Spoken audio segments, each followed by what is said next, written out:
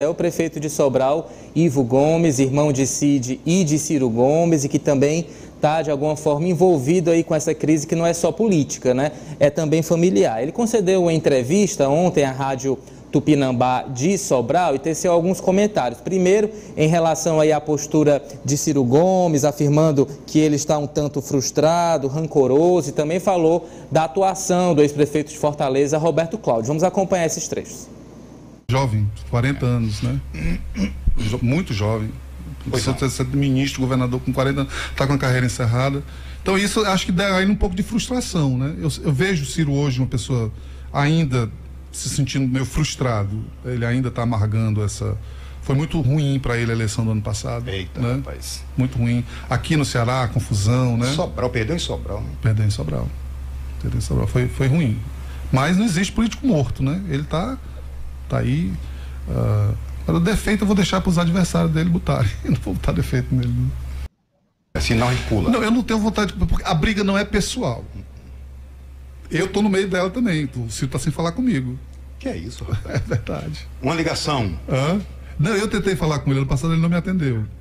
Nem pelo WhatsApp, rapaz? Eu não uso o WhatsApp. E nem, não sei se ele usa também. Eu tentei falar, não. Enfim, tá aborrecido, ainda está aborrecido. Acho que esse é um defeito dele. O rancor, né? Eita, o rancor. Rapaz. Isso faz muito mal para a saúde. Demais. Porque tem um ditado que diz: o rancor é um veneno que você engole achando que está fazendo mal a outra pessoa. Pronto. Não é isso? É a chamada autofagia. Exatamente. Então, assim, então tem que deixar ele curtir esse luto dele aí. São injustas as coisas que ele fala em relação ao Cid. São justas? São injustas. Injustas. É o máximo que eu vou falar em relação a isso. Mas vai passar, eu tenho certeza que isso passa. O Roberto Cláudio mudou muito. Ele pode, inclusive, ele não era, não. Ele pode ter, inclusive, se transformado em uma pessoa orgulhosa, né? Rapaz, não sei. Me fala disso, ó, que é muito. Quer ser o rei da cocada. Foi ele o causador de toda essa confusão. Porque se ele fosse uma pessoa. Como é que eu digo? Fosse homem no sentido palavra, de compromisso, não sei o quê, ele tinha dito pro Ciro, disse: Ciro, eu não vou ser o causador dessa briga.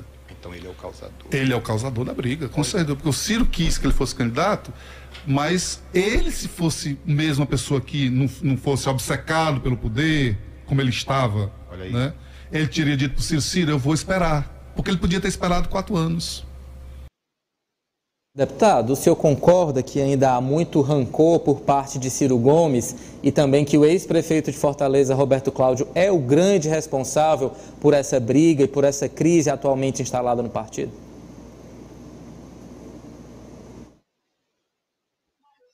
Eu cresci vendo o Ciro Gomes como governador e o senador Cid como governador. Então, assim, eles são parte da minha história e eu acho que eu estou na vida pública talvez por ter me inspirado muito neles, entendeu?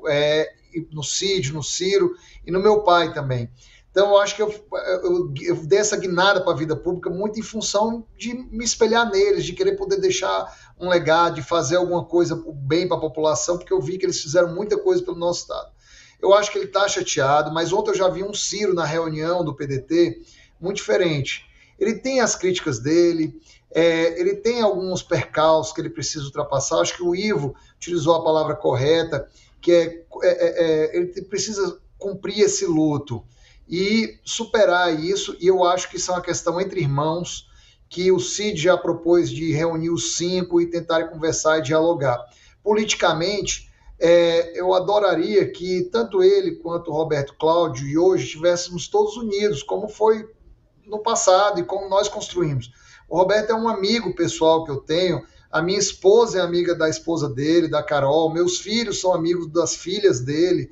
Assim, nós tivemos várias convivências sociais juntos, mesmo antes de eu ser político e depois durante político, sem que eu tivesse nenhum interesse político em Fortaleza, num primeiro momento ali, porque o meu mandato não tinha passado pela eleição dele. Então, o que acontece hoje é que nós estamos separados do mesmo barco.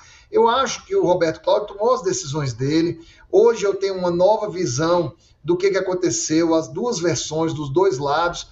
Acho que a gente precisa pensar no futuro, de como a gente pode reintegrar essas pessoas que estão do lado de lá, estou falando dos 3 deputados estaduais, meu amigo Queiroz, meu companheiro de chapa Antônio Henrique, meu companheiro de chapa Cláudio Pinho, como também trazer, por exemplo, o André, que é um amigo, um líder que eu tenho aqui dentro da Câmara dos Deputados. O André está fazendo um trabalho brilhante. Eu achei até que no primeiro ano, eu falei assim, poxa, poderíamos trocar o líder, porque o André já foi no ano passado, mas eu acho que não teria outro melhor líder para esse momento que nós estamos vivendo.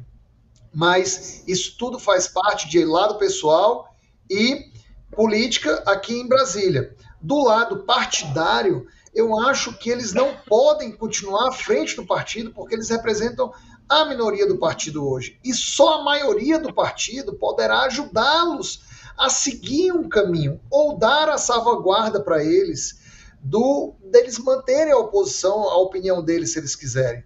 Eles não têm hoje as pontes necessárias para poder construir o diálogo com o governo do Estado e com as lideranças do interior. Então se trata disso, se trata da maioria democrática querer assumir as rédeas de um partido. Nós estamos falando aqui de 16 deputados estaduais, entre os licenciados em mandato, 13 estão com o senador Cid. Dos 7 deputados federais, somente o André não está com o senador Cid. E dos 59 prefeitos, 57 estão com o senador Cid. Ou seja, essa maioria é que quer que o partido siga um novo rumo.